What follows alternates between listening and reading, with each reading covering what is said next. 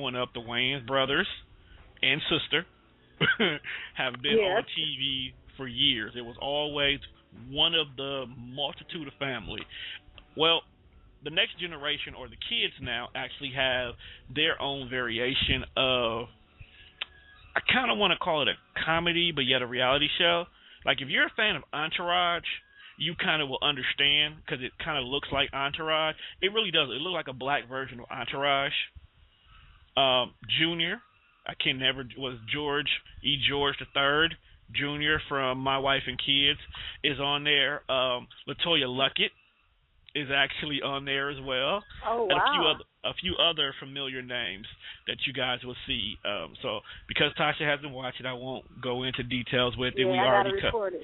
We already covered it on the Definitely Fresh show last night. So it actually is something. So these are two shows that probably will have my attention on Tuesdays from now on because they are actually quite entertaining. With that being said, Tasha. Yes. Topic today is a very interesting topic. Didn't get as many responses in regards to this topic like I expected.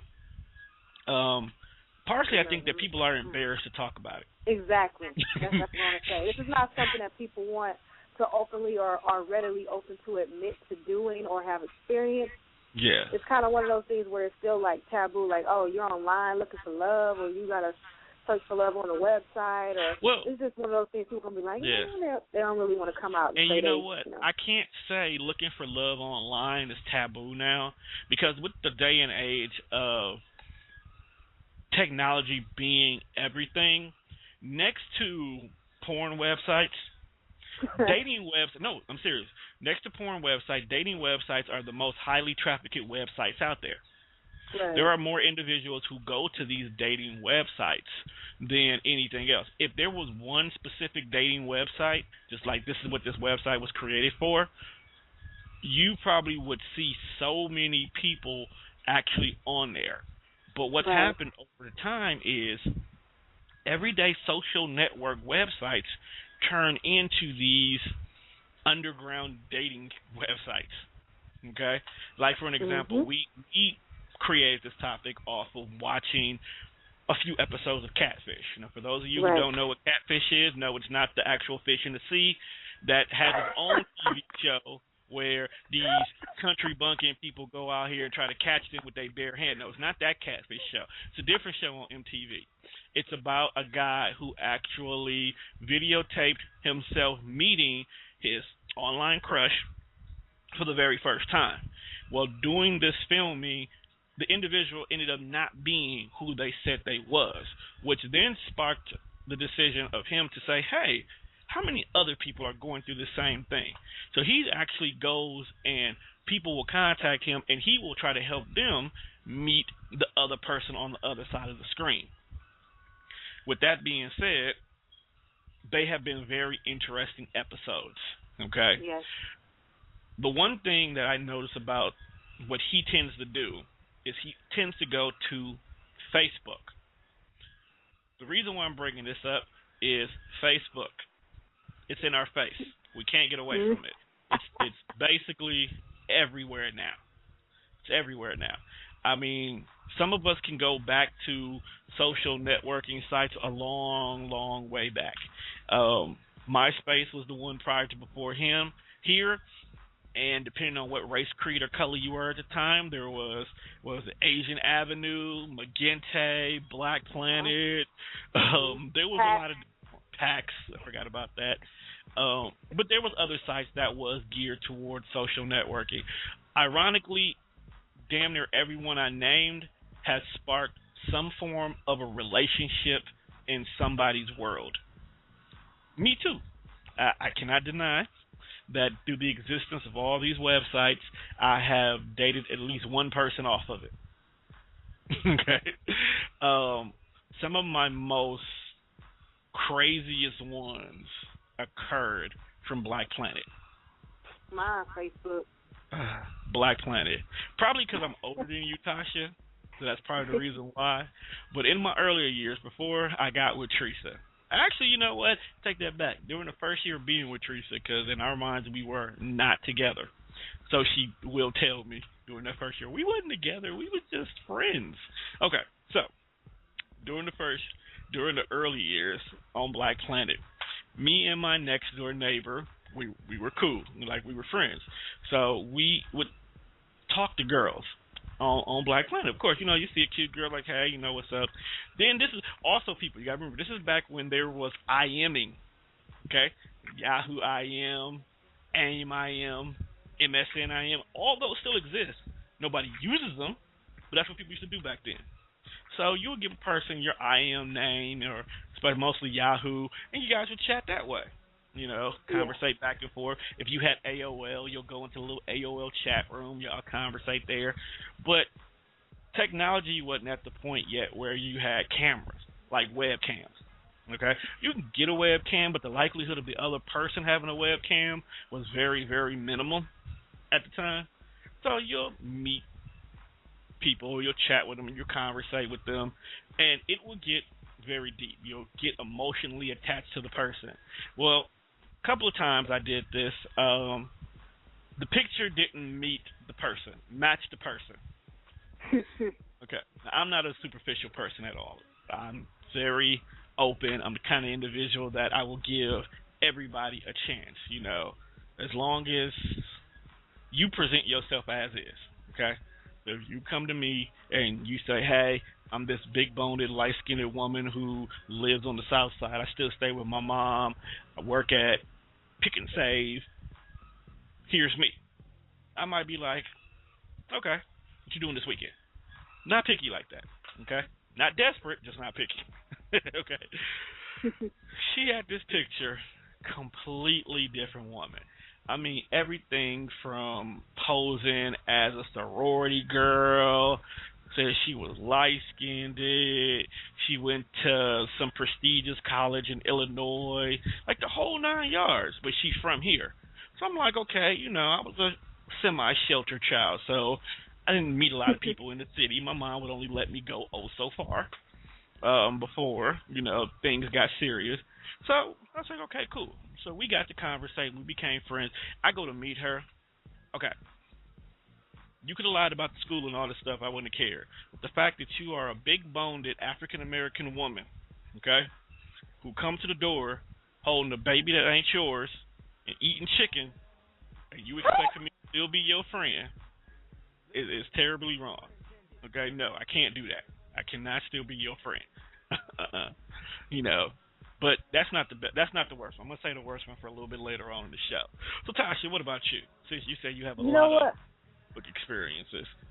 Well, you know what? My catfish is a little bit more different, because I know like catfish is like the online Facebook and whatnot. But my catfish experience actually came from the telephone chat line. I was getting ready to get into that. Remember those? Yes, I'm getting ready to get into those. And that was actually like one of the first ways like I started dating, because growing up I wasn't allowed, quote unquote, to have boyfriends and whatnot. But I only hung around my older cousins, and they were on the whole chat line thing. That's how I got introduced to them.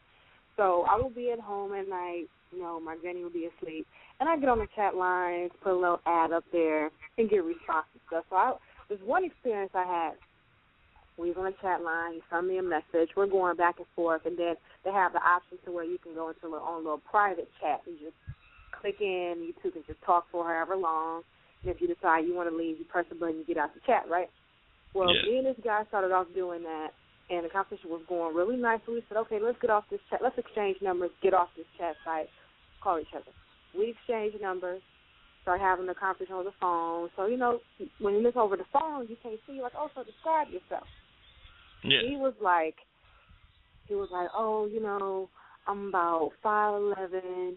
He was like, oh, I work out 5 days a week. So, when a person tells you, oh, we work out 5 days a week, what you're going to expect? You're going to expect a nice, tight body. Right. Muscle. You know what I'm saying? You're working out 5 days a week. And, okay, what type of job you have? He was talking about he has this type of car. Oh, I drive this and whatnot. So we set up our first date. Okay, you're going to come pick me up. We're going to go to the movies, out to eat.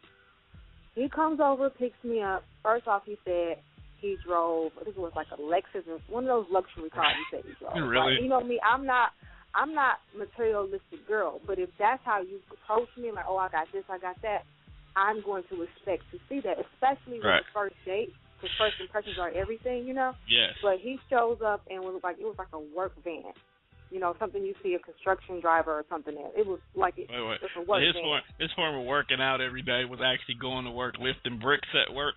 You know what I'm saying? Then he gets out, and I'm like, okay. Said he work out 5 days a week. He was not in shape at all. So he was breathing hard, just walking to the door. Yeah, he was a husky dude. You know what I'm saying? So I'm outside, and I'm just thinking in my head like, oh my God, this can't be who I think it is. So I'm making small talk with him, and I was just like, oh, so where's your car? So I just started asking all these questions. He was like, well, if a girl can accept me for what I have, then she ain't the girl for me. And I'm like, I'm thinking to myself, this ain't what this about. You said you had that. You said you worked out 5 days a week. You said you look like this, you built like that. None of that stuff. So I kind of twisted it to where I said I had to do something. So I got out of the date. I didn't even go out on the date with him. I went back in the house. He left, and what happened? My mom ended up peeking out the window. So, like, before I was telling her, I met this dude. Like, I used to tell my mom, like, I was on the chat line with this dude that like this, he got this, going on my first date. So I get back in the house, she clowned me. She was like, she's like, is that so-and-so? And I'm like, yeah, she was like, he don't look nothing like he told you. Like, she clowned. It was funny to her, but it was not funny to me. It was funny to her because she's had her experience one way or another. See, like, you had the chat websites, okay? She had probably the chat lines, the actual phone lines when you're bored at like 3 o'clock in the morning, you call such and such line. So she's probably been there before too, Yeah. So yeah, the thing about it is you had your first bad date experience. It's easier to learn from it and move on from a bad date experience when it's a complete stranger that you met in a complete stranger way. It's worse if it's somebody you got hooked up with through a friend, somebody you work with who finally, got the nerve to ask you out, or just somebody who happens to be in a place you already are at. See, this person doesn't know you from a hole in the wall, so they could not find you the next day unless they was really, really looking for you. But no. Right. Bad experiences like this are bound to happen in today's society. Yeah. As much as people always talk about they want to keep it real and whatnot, they don't. No, they do not. Because even in situations like you're in the club and you ask a girl her name, most girls will give you a fake name off top. I've done that. Not because they're not interested in you all the time. They just don't want to let you into their personal world just yet. A lot of people create personas. My little sister, she would get on these chat websites and she would be a totally different person. Not as in regards to creating a whole new persona. She would let this person know actual personal things about them, but she wouldn't go by her government name. She wouldn't go by her government actions. She would really be somebody totally different.